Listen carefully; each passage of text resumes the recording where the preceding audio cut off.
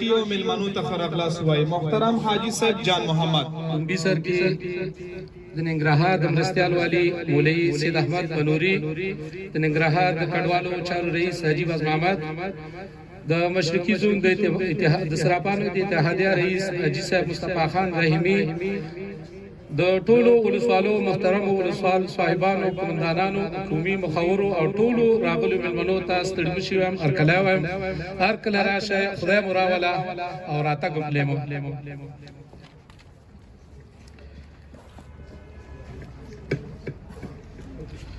د محترم حاجی صاحب جان محمد څخه یوه دنیا مننه. اوسم د شینوارو قومي مخاورو په نمایندګۍ باندې محترم قومي مشر قاری حاجی ظاهر الله شینواری ته بلنه ورکو چې راشي او خپله وینا د غونډې ګډونوالو ته وکړي. محترم قاری صاحب ظاهر الله شینواری. بسم الله الرحمن الرحیم. ننګرهار قدرمن مرستیال والی صاحب مولوی سید احمد بنوري، د کډوالو چارو محترم رئیس حاجی باز محمد شینواری، قومي مخورو، علماء کرامو او په دې غونډه کې ټولو ګډونوالو ته السلام علیکم ورحمت الله وبرکاته. راځئ دولت ته په ګوته کړو چې په پلاني ځای کې دا سړک خراب دی، زه په خپل شخصي لګښت جوړوم، زما پیسې به څنګه شي؟ په پلاني ځای کې یو مکتب دی، زه جوړوم. راځئ د عبادت په نیت باندې مونږ او تاسو دغه کارونه چې یو ملي تجار زموږ استاسې په دې وطن کې هغه ځورېدلې او کړېدل افغانانو دپاره یو زمینه سازي وکړه. الله د دغه ستړیا او د خدمت خپل دربار کې قبول کړه. محترمو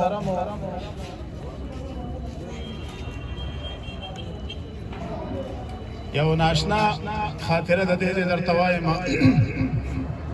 دا کوم ځای کې چې موږ او تاسې ناست یو 3 کاله مخکې دلته امنیتي پوسته وه، دلته څوک ودرېدی نه شو، دلته څوک چا به چې بدل کړ ډېر په ویره به ته چې اوس ډز راونه شي، اوس ډز ونه شي. الحمدلله یو کال په جریان کې دلته خدمت وشو. دغه ځای د مسلمانانو د حوصلې دپاره، د خوشحالۍ دپاره، د اطمینان دپاره دغه ځای جوړ شو. په داسې خلکو باندې دا خلک تشویقول پکار دی. افغانستان ډېر ودرېد، ډېر وځورېد عزتمندو. باید ملي تجاران، ملي سوداګر په خپل وطن کې سرمایه ګزاري وکړه. ولسوالۍ چې په دې ځای مشتمل دي، دا د یو افتخار ځای دی چې دلته په مارکو کې دغسې یو پلازا یا بلډینګ جوړېږي چې په هغه باندې ډېر مصارف شوي. نو دا موږ ځان دپاره یو افتخار دی چې موږ هم داسې یو څوک لرو چې دغسې سرمایه ګزاري وکړه چې د خلکو توجه یې دلته راواړوله زموږ دې ولس ته. مرستیال والي صاحب نه مې دا غوښتنه ده چې دغه 11 ولسوالو زون دپاره مونږ دلته کابل بانک لاره په ولسوالۍ مرکز بازار کې هغه زمونږ اوس نشته، ختم شوی. دغه د 11 ولسوالو که محصلین دي، که دولتي دغه دي یا معلمان دي، چې هر څوک دي چې هغه بانک پورې اړه ولري، دغو ته ډېر زیات مشکل دی. دغه بلډینګ هم لرو، نور هم داسې ځایونه لرو چې مونږ هلته بانک پکې فعال شي. دغه غوښتنه درنه جدي چې دغه کار دا احساس په موږ او تاسو کې پیدا شوی دی چې موږ او تاسو عفو وکړو. دا احساس په موږ او تاسو کې پیدا شوی چې موږ او تاسو بیا رغونه وکړو. دا احساس په موږ او تاسو کې پیدا شوی دی او دا چې دی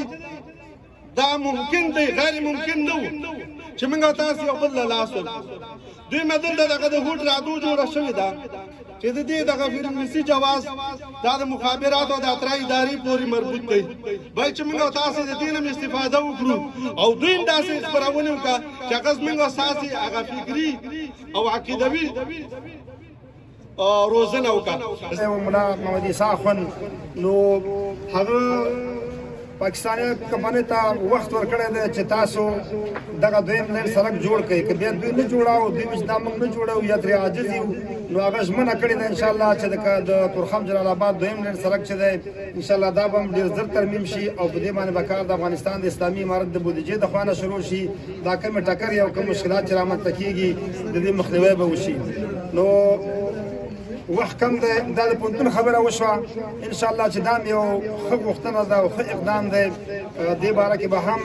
زه په خیر سره چې کابل ته لاړم یا د لوړو زده کړو وزیر صاحب دې خوا ته تشریف فرما شو کله کله هغوی راځي نو زه به دا مطالبه ترې وکړم که دې یو ترتیب داسې وشي چې دلته دغه خلک قومي مشران سپین ږیري یو عریضه ترتیب کړي او د ولسوالۍ له لارې نه په دغه برخه کې موږ ته راشي نو د دې تاثیر به ډېر ښه وي او ترتیب به ډېر ښه وي انشاءالله چې دې کوشش او دې هڅه به مو وکړو کینې زه به دا یو خبره په آخر کې وکړم چې زه هر وخت دلته راغلی یم او د مارکو بازار ته راشم نو او بیا د مارکو بازار غنیخیلو طرف ته په دې چوک کې سړی تاو شي نو ما ته به خپله د خوشحالۍ او احساس کې ځکه دا زما وطن دی دا زموږ قومونه دي دا خلک دي شینواري او مومند بلکې د ننګرهار ټول خلک د افغانستان ټول خو اوس چونکې په غنیخیلو ولسوالۍ کې د شینوارو په منطقه کې دوی خبره به وکړو دا یقیني چې غیرتي خلک دي مفعاله ولس دی خدمتي ولس دی غیرتي ولس دی په دا 100 کاله کې قربانۍ او ایماندارۍ دا د هېرولو نه دي الله پاک دې دغه وطن سمسور او ګلې ګلزار کې یو اخیری غوښتنه زما هم دا تاسو نه ده ورونو ځکه چې دلته قومي سپین ږیري مخور علما کرام مسؤلین حاضر یاستئ لکه څنګه چې مخکې زموږ یو مسؤل ملګري خبره وکړه چې تقریبا 900 روغې جوړې په ټول افغانستان کې شوي دي په ننګرهار کې هم الحمدلله دغه لړۍ جریان لري خدای پاک دې وکړي چې په غنیخیلو کې موږ یو دښمني ونه لرو په دغه منطقه کې که غنیخیل دی که مومندره ده که بټي کوټ ولسوالي ده که نورې ولسوالۍ د شینوارو د مومندو خو بیا هم طبعا خامخا دا شیان شته دی چې زموږ قومي مخور او علما کرام یو دښمني ختمه کړي یو روغه جوړه وکړي او په هغې غونډه کې زم شرکت وکړم زموږ نور مسؤلین راشي هغه پکې شرکت وکړي او موږ دغه د غم ټغر ختم کړو او دا خلک د خوشحالۍ په ټغرونو سره کېنو دغه یو غوښتنه مو تاسو نه وه الله مو کامیاب او کامران لره الله پاک تاسو ته ډېر اجر درکړي الله مو خوشحاله کړه السلام علیکم ورحمة الله وبرکاته